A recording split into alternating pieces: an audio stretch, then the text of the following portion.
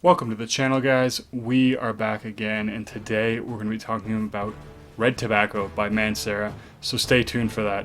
And if you like the content, guys, hit that like and subscribe button. I really do appreciate it. So I've actually heard a lot about Red Tobacco. It's one of the most popular Manceras, right alongside with things like Instant Crush, and it is definitely talked about a lot. And I wanted to check this fragrance out because I have liked tobacco fragrances for a long time, and this one sounds really good, and there's a lot of hype around it. So the question is it as good as people say? So, Red Tobacco, I decided to pick up a sample of this one. And I did get this from Lucky Scent, in case you're wondering. Not sponsored, but that is where I picked up this fragrance. And I did try this one out. Now, what did I get from this fragrance? Right off the bat, it is very, very strong in the opening, as a lot of people have described this one. Although I don't find it particularly harsh or synthetic, it is just really, really strong. It's not screechy, it's not annoying. And in fact, this fragrance I fell in love with on the very first sniff. So for me, it has a great opening. It has this really nice, rich, somewhat pungent, wet tobacco vibe. And the wet tobacco vibe actually adds a bit of a boozy quality. So it does give off the effect of a boozy tobacco, even though I don't see anything like rum or any boozy notes listed. I definitely picked that up in the opening, and it creates a really, really nice accord. One of the other things that's quite prominent in the opening is a very strong leathery accord. Now, leather is not a listed note for this fragrance, but I do notice that oud is in this fragrance, and I do know that oud can often smell a little bit leathery. And so what I think is the case is that the oud is giving off this very nice leathery quality, and it's not dirty in any way. It's really a very nice, very rich, luxurious kind of a leather smell. So that mixes together quite nicely to make a boozy leather tobacco fragrance. As I mentioned, the tobacco is just a little bit pungent. So there is something there that almost smells, I guess you could describe it as a little bit off or something, and that's probably because it's sort of this wet tobacco accord, but there is this pungent, almost sour quality to the tobacco. Now in the opening there's another quality, which is a very faint smokiness. It's not really that strong, but it does add a very nice dimension, almost like a pipe smoke or a cigar that's lit.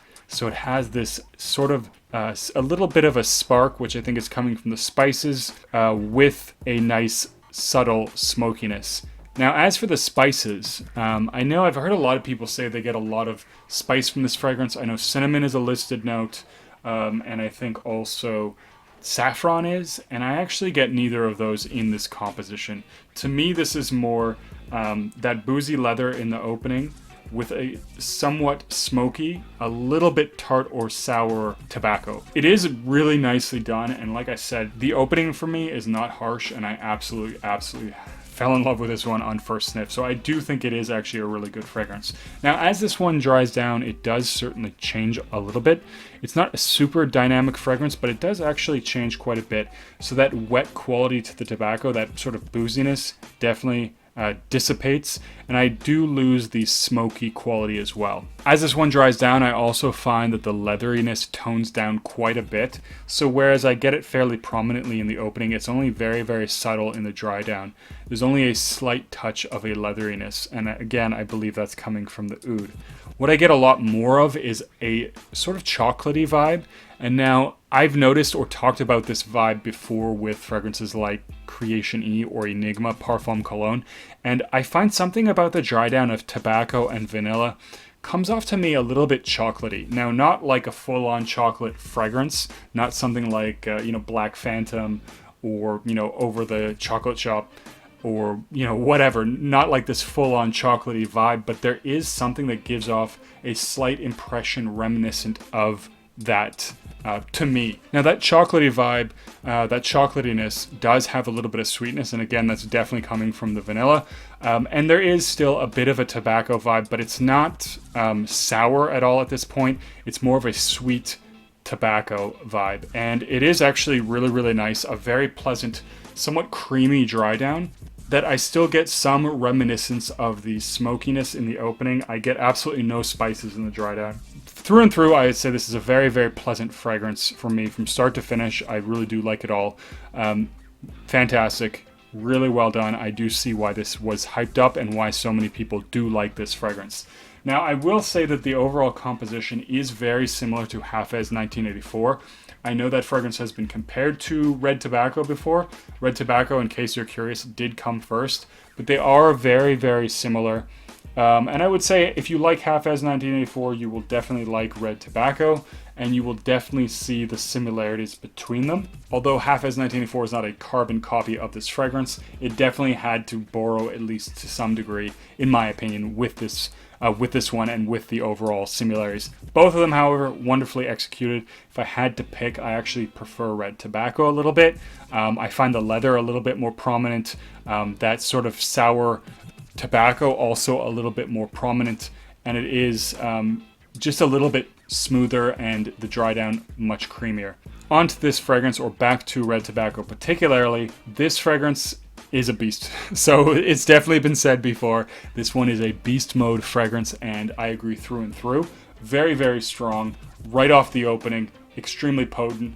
I had just a little bit of this on my hand as I was testing it out, and I was trying to smell other fragrances and I couldn't do it.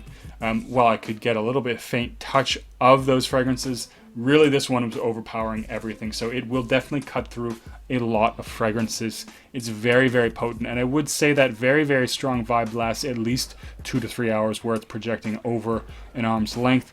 Very good sillage, altogether very strong.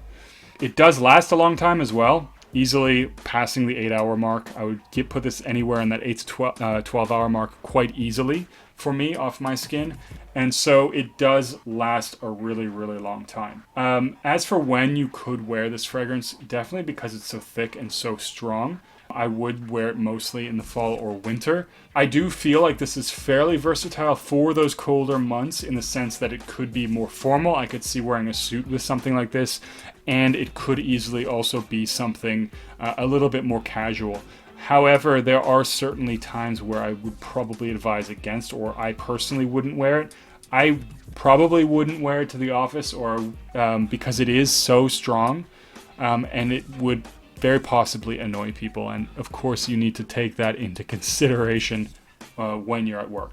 But other than that, if you're going out, easy fragrance to wear.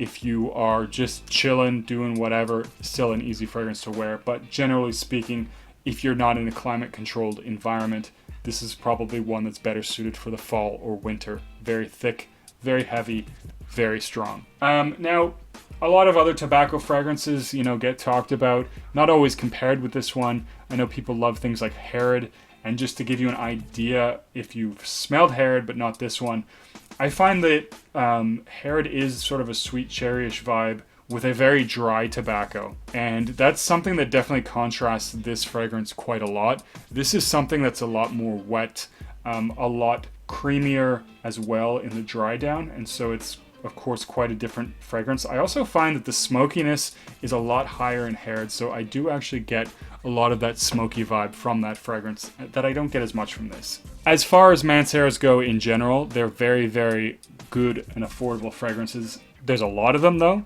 and it's hard to know which one to buy. But I think ultimately that as a group of fragrances, you can find these on the gray market for a very, very good price. So I think Red Tobacco is often on the gray market for as little as $80. I think they retail around $170, and because it is such a popular fragrance, it is fairly easy to find on the gray market. So I would definitely recommend checking that out. But along with a lot of other Mancera fragrances, you can find most of them for like less than half price. I paid about $60 for Windwood, which I think is a very fair price for what it is. And that's the general tendency with Manceras. So you can easily save a lot of money if you find the right people. So for my overall assessment, I do think this is a very, very well done fragrance. It's blended well. It's incredibly smooth for how strong it is.